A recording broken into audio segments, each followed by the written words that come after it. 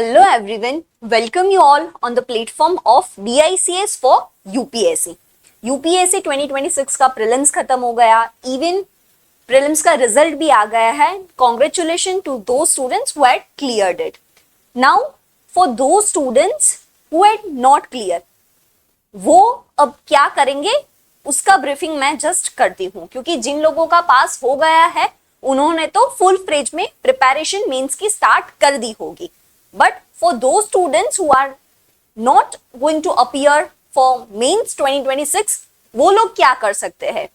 They should not start their preparation of prelims right now, क्योंकि आपका next year competition वो होगा जो लोग इस साल की 2026 की यूपीएससी मेंस की एग्जाम देंगे. ठीक है, so this next 5 to 6 months are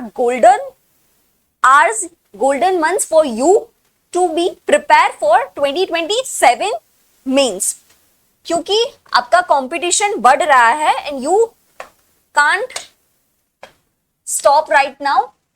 For those students जिन्होंने नहीं क्लियर किया वो क्या कर सकते हैं? They should divide the days like कि हाफ डे आप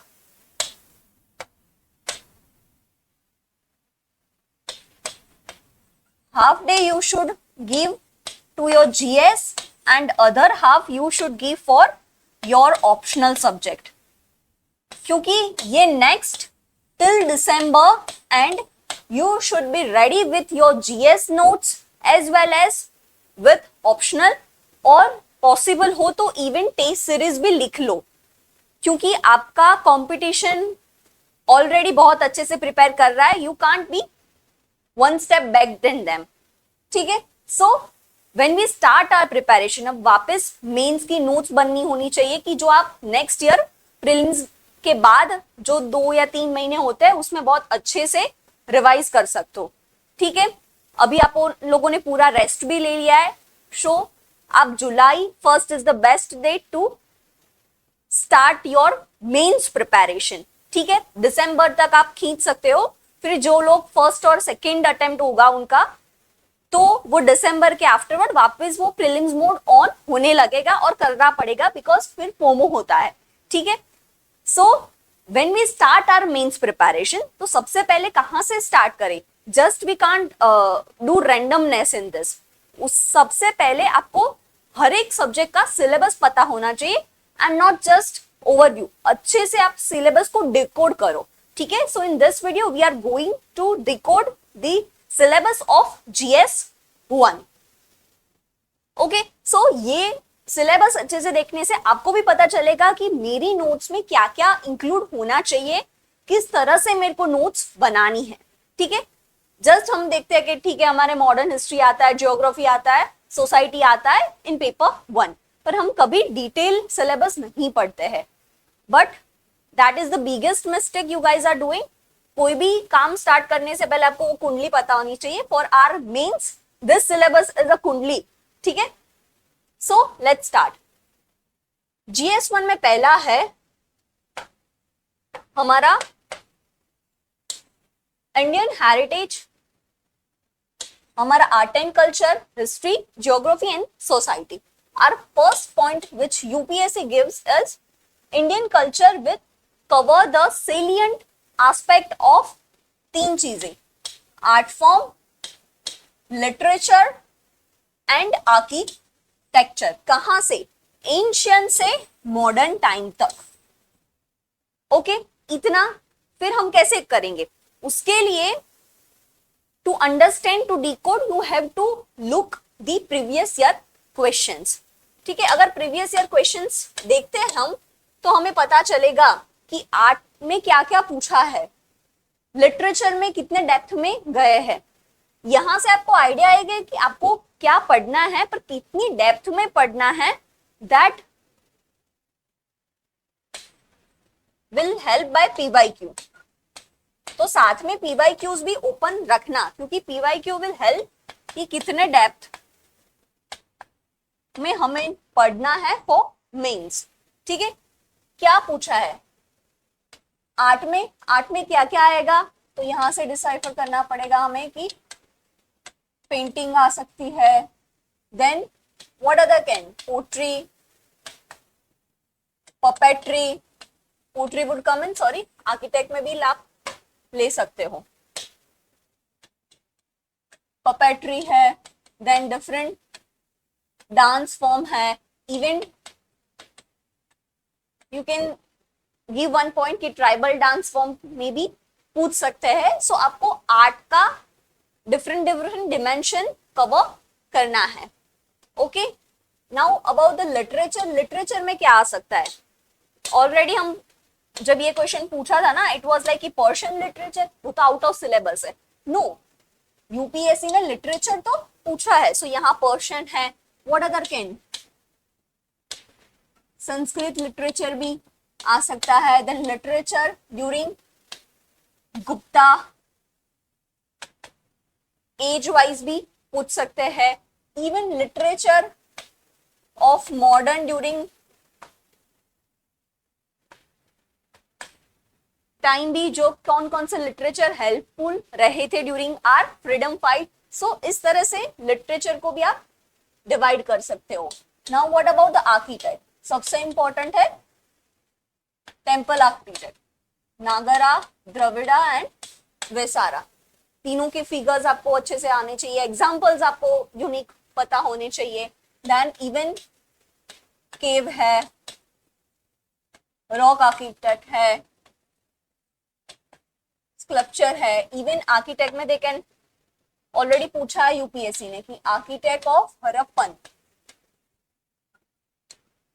किस तरह से Harappan architect giving resemblance to the present urban, किस तरह से कनेक्ट करके भी हमें पूछ सकते हैं। Let's see the contribution of Pallava of Kanchi for the development of art and literature in South India.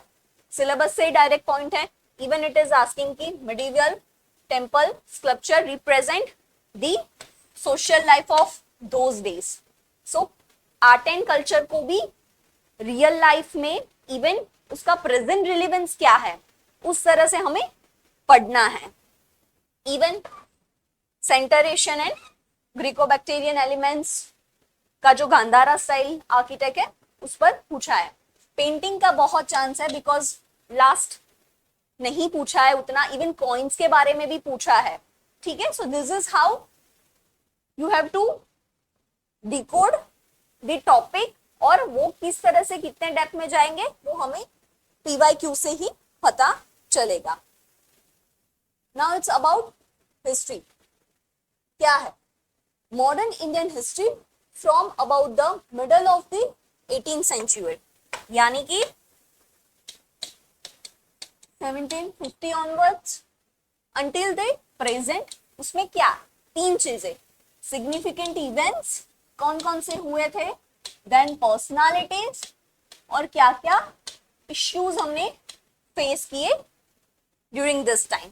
Okay, so what are the significant events? एक पूछा है quit India movement, then what other can be 1857 revolt है, फिर अलग अलग जो movements हुए, non cooperation movement है, स्वदेशी मूवमेंट है, even they can ask about the Champaran movement. So this are the important events जो हुए हैं वो आपको पता होने चाहिए, और उस पर अच्छे से मतलब शॉर्ट नोट्स बना लो।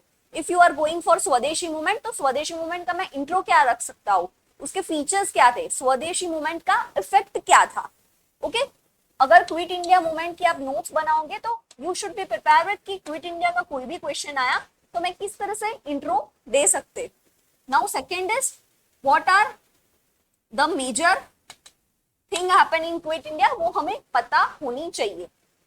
क्विट इंडिया मूवमेंट का इम्पैक्ट क्या हुआ था, क्या इससे तुरंत हमें आजादी मिल गई थी? No, this all events from 1750 से लेके कुछ ना कुछ कंट्रीब्यूट कर रहे हैं डायरेक्टली और indirectly in are last independence. तो उसका इम्पैक्ट क्या हुआ है, इसमें क्या मेन पर्सनालिटीज थी, वो इससे कनेक्ट कर सकते हैं, एंड देन कंक्लूजन। तो इस तरह से आप अपनी नोट्स बनाओगे।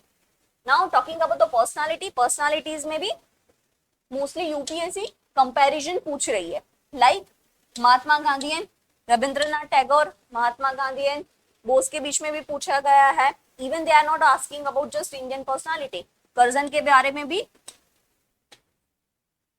पूछा है। ठीक है, so this is how you should understand. Personality में क्या करें, सबकी इंडिविजुअल तो नोट्स नहीं बना सकते। पर्सनालिटी में यू शुड जस्ट अंडरस्टैंड कि उनका कोर नेचर कैसा था।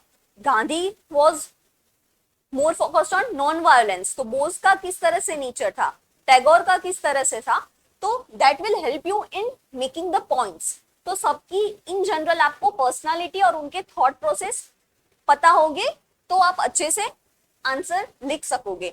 सो पर्सनालिटी में सबका इंडिविजुअल नहीं बन सकता, जस्ट अंडरस्टैंड कि सबका थॉट पॉइंट क्या था, कि अगर राजा राम मोहन रॉय है तो वो किस तरह से अप्रोच करते थे, स्वामी विवेकानंद है, हाउ उनका अप्रोच क्या था। सो पर्सनालिटी में आप जस्ट 3-4 पॉइंट ऐसे जॉट डाउन कर सकते हो। Now talking about the issues, कौन कौन से इश्यूज हमने फेस किए। एक तो सोशल रिलीजियस रिफॉर्म उसके बाद हुआ था, इवन सती प्रथा है, डाउरी है। So how what the issue, कौन कौन से हमने फेस की है टिल इंडिपेंडेंस और 1750 से लेके। पॉवर्टी है, फेमाइन है, कितने सारे इश्यूज हमने फेस किए हैं। ओके, ड्रेन थियरी भी हो सकता है, कहाँ हमारा जीडीपी था और ड्यूरिंग 1990s हमारा जीडीपी किस तरह से पहुंच गया। तो this is how you should understand this 3 points. Then the next topic is the freedom struggle, its various stages and important contributors or contribution from different part of the country. So यहाँ पे हम just हमारे contribution और role किसका याद रखते हैं, INC का ही, कि INC के क्या क्या contribution थे। But no, it's just not limited to INC. We should include the tribal people, moderate का रोल क्या है, extreme लोगों का क्या व्यू है, even diaspora,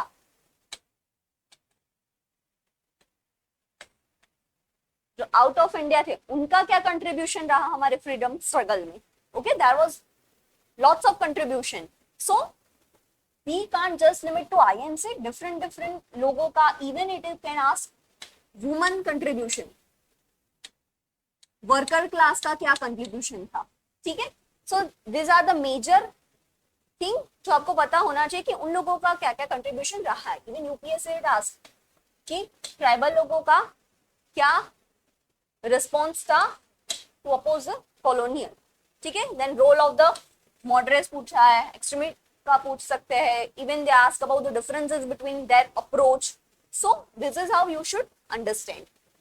now talking about the post independent, इसमें 2 चीजें ज्यादा मेजर होती है कि एक तो कंसोलिडेशन पर क्वेश्चन आते हैं, and this 2 keywords are only mention in our syllabus, कि post independence, consolidation and reorganisation within the country. तो कंसोलिडेशन में प्रिंसली स्टेट कंसोलिडेट करने में क्या क्या प्रॉब्लम्स आए थे, व्हाट वाज द अप्रोच जो सरदार पटेल ने लिए थे।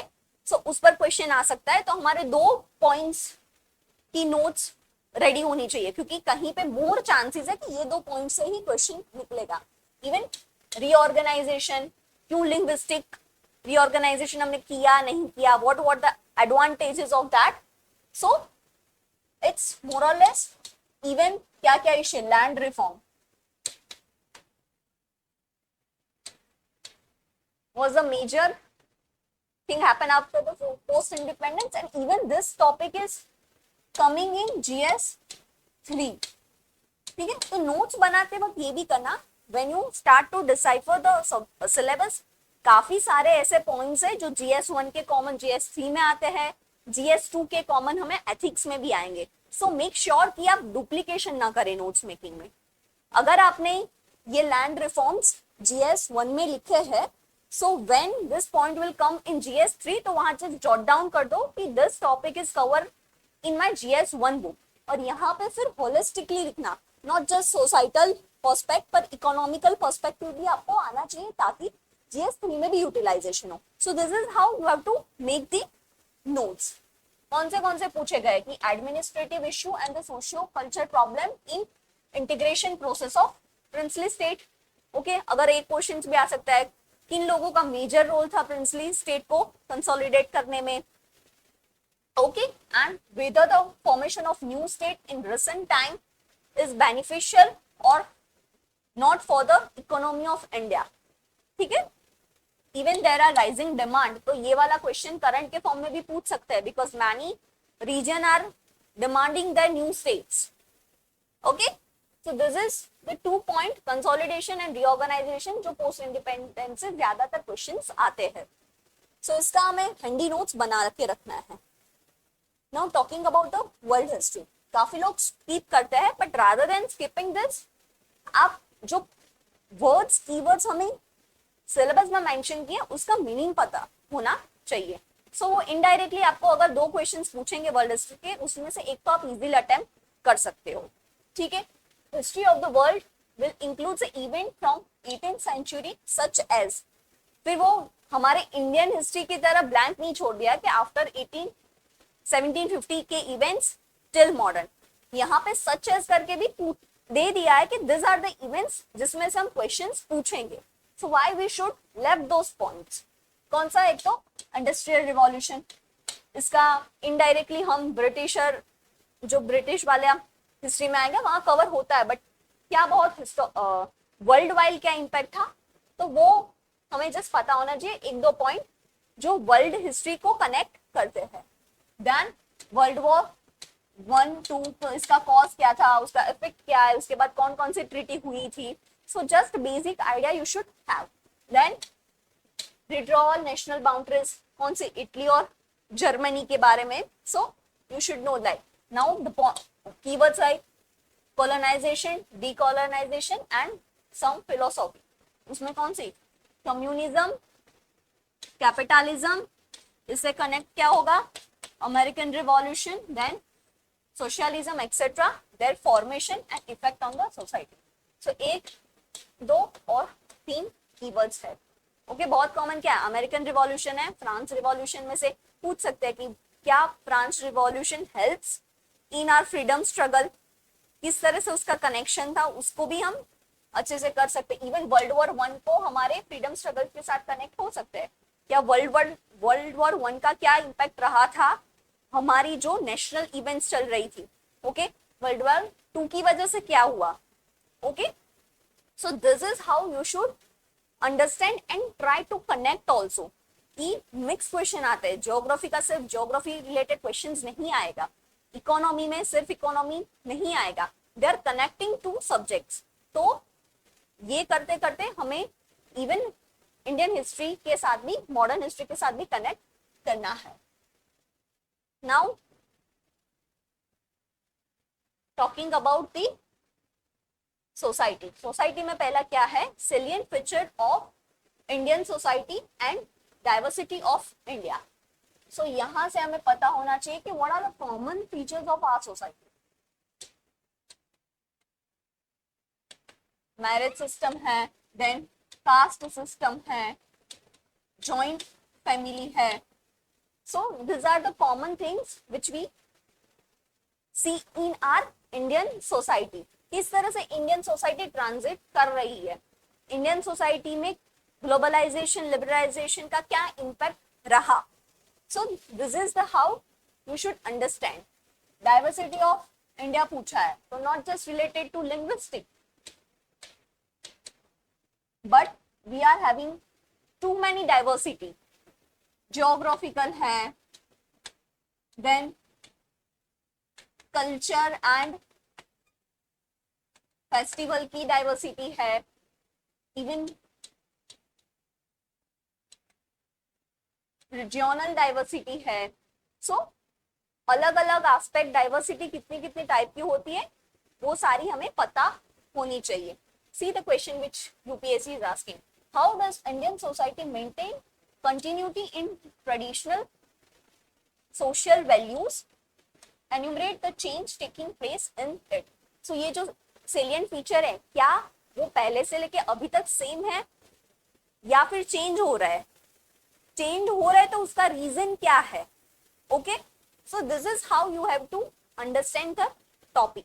इवन कास्ट आइडेंटिटी के बारे में पूछा है कि क्या वो स्टेटिक है या फ्लूइड है, इट इज चेंजिंग या it is static. So you should understand it. फिर क्या आता है, role of woman and woman organization. ये पूरा एक टॉपिक है.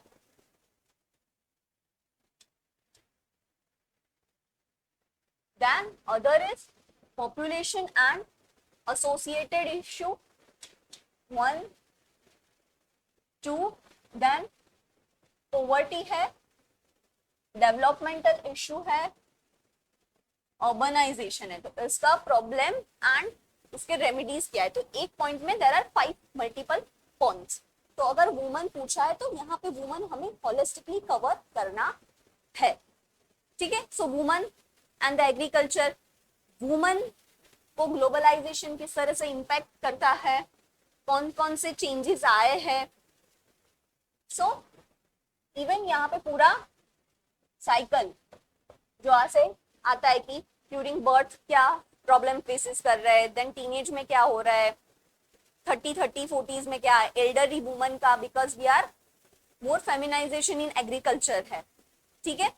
So even elderly में भी there are more women rather than the man. तो इस तरह से हमें अच्छे से कवर करना है. Even it is connecting कि recently क्या woman face कर रही है कि why suicide among the young women is increasing. Okay, so this is how you can connect. Even gig economy empower करती है woman को. एग्जामिन करो. तो ये क्या है, इकोनॉमी और सोसाइटी के कॉन्सेप्ट को लिंक किया है. Okay. Then it is about the population and association.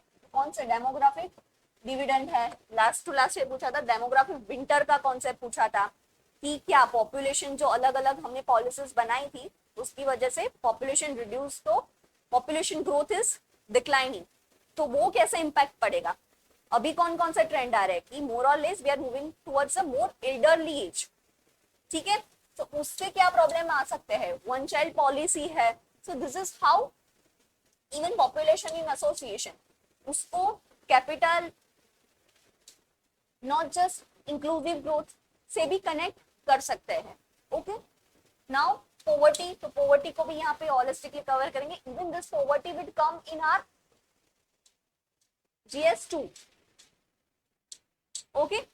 Social justice में आएगा, पर यहाँ पर ही अच्छे से कवर करो. What are the causes of poverty.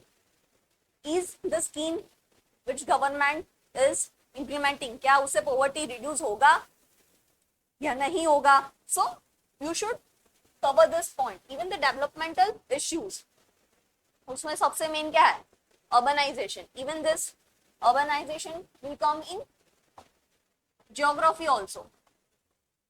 So you have to understand कि अर्बनाइजेशन से क्या क्या प्रॉब्लम हो रहा है. सो यहाँ कवर करो तो पूरा इकोनॉमिकल पर्सपेक्टिव, सोशल पर्सपेक्टिव भी अर्बनाइजेशन होगा, क्योंकि काफी जो हमारी बेसिक वैल्यूज है वो भी चेंज होती है.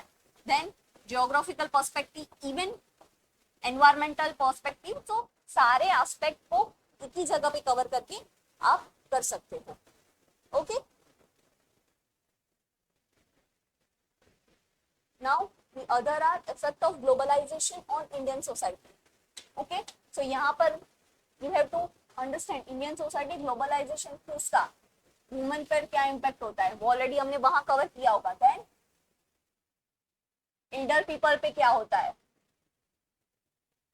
चिल्ड्रन पे क्या होता है. इवन ग्लोबलाइजेशन की वजह से क्या ट्राइबल पर, ट्राइबल पीपल उनके कल्चर में चेंजेस आया है, क्या ह्यूमनाइजेशन हुआ है.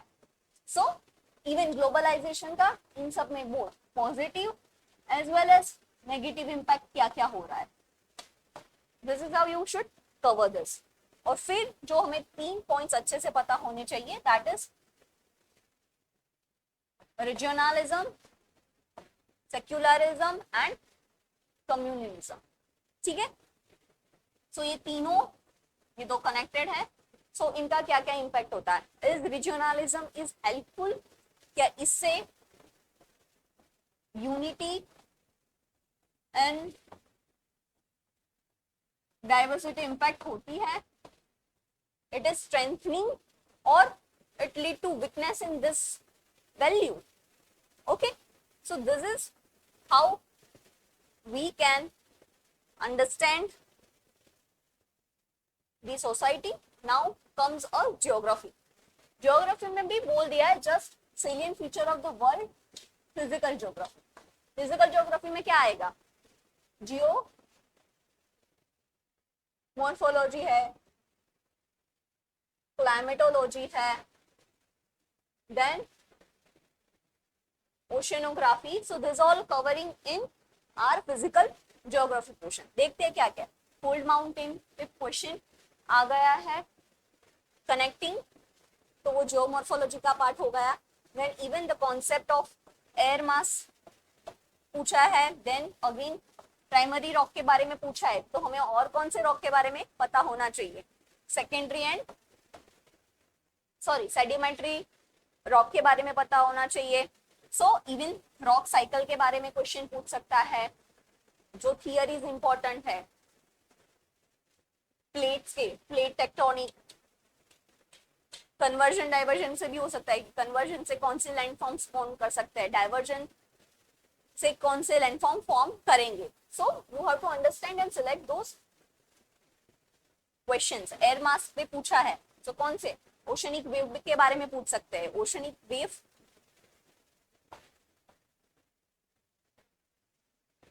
वेव है, ओशनिक करंट है.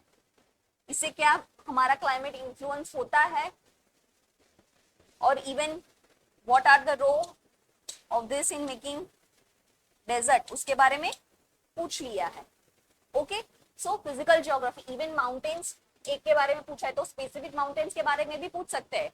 What is the role of Himalaya in terms of geography के पर्सपेक्टिव में, तो क्लाइमेट के बारे में पूछेंगे. But even Himalaya is having a multi dimensional, geopolitics में भी उसका अलग रोल है, इकोनॉमी में भी अलग रोल है, इवन सोशल में भी बहुत अच्छा रोल है. कि वो इन्वेट नहीं करते हैं, सेंटर एशिया से इन्वेजन नहीं हुआ है उसका. तो अलग अलग माउंटेन्स, वेस्टर्न घाट के बारे में स्पेसिफिक क्वेश्चंस आ सकता है. सो इवन जो हमारे फिजिकल ज्योग्राफी के है, what are the role of river, ठीक है. सो बेसिक क्वेश्चन आप प्रिपेयर करके याद कर सकते हो. Now next point is distribution of key natural resources across the world, including South Asia and the Indian subcontinent. Factor यहाँ पे हुआ, तो यहाँ पे कौन से resources है? You should understand forest has also resource है, land भी एक resource है, then mineral and energy है. इवन यहाँ पे क्रिटिकल मिनरल्स के बारे में एंड रेयर अर्थ एलिमेंट के बारे में भी क्वेश्चन आ सकता है कि किस तरह से डिस्ट्रीब्यूशन इसका हुआ है, क्या वो नेचुरल डिस्ट्रीब्यूशन अभी के जियोपॉलिटिक्स में इंपॉर्टेंट है या नहीं है. ओके, सो इस तरह से रिसोर्सेज के बारे में क्वेश्चन आ सकता है. देन इसके बारे में आप शॉर्ट नोट बना दो कि factor responsible for location of primary, secondary and tertiary sector industries in various part of world including India. So यहाँ पे वर्ल्ड पूछा है. So जो मेजर है, स्टील्स इंडस्ट्री है, आयरन इंडस्ट्री है, कॉटन इंडस्ट्री है, so उसका लोकेशन वर्ल्ड के पर्सपेक्टिव में अगर पूछा है तो थोड़े बहुत लोकेशन आपको पता होने चाहिए. Even you can ask about the coffee, T. So this is how factor responsibility में जो कॉमन आपको पता होने चाहिए कौन कौन से फैक्टर इंपॉर्टेंट है फॉर लोकेशन. कौन से है? तो लैंड है, कैपिटल, देन गवर्नमेंट पॉलिसीज है, then even water play, labour, transport facility. So this are the factor which play important role in the location. So this is how one should understand. और last topic है that is important geophysiological phenomena. कौन से? earthquake, tsunami, volcanic activity, cyclone. Okay, फिर extra दिया गया है. Even here they can ask about the heat wave के बारे में, और ये वाला टॉपिक हमें डिजास्टर मैनेजमेंट में भी डुप्लीकेशन होता है, सो मेक श्योर कि नोट्स में डुप्लीकेशन ना हो. Then even it is asking about what are the changes in water bodies, ice cap, flora and fauna, ये कहाँ से एनवायरमेंट में कनेक्ट है, इफेक्ट इन सच इवेंट्स. सो यहाँ पे क्लाइमेट चेंज से कनेक्टेड कोई भी क्वेश्चन आ सकता है. Even there is more chance of question about El Nino this year. ठीक है, so this is how one should understand each and every keywords of syllabus. तो हमारा आधा काम वहां पे हो जाएगा, एक क्लियर पाथ मिलेगा कि किस तरह से नोट्स मेरे होने चाहिए. So you require look on both previous year question and syllabus before starting your mains preparation. I will again come with GS2 decoding of syllabus, so stay connected with BICS.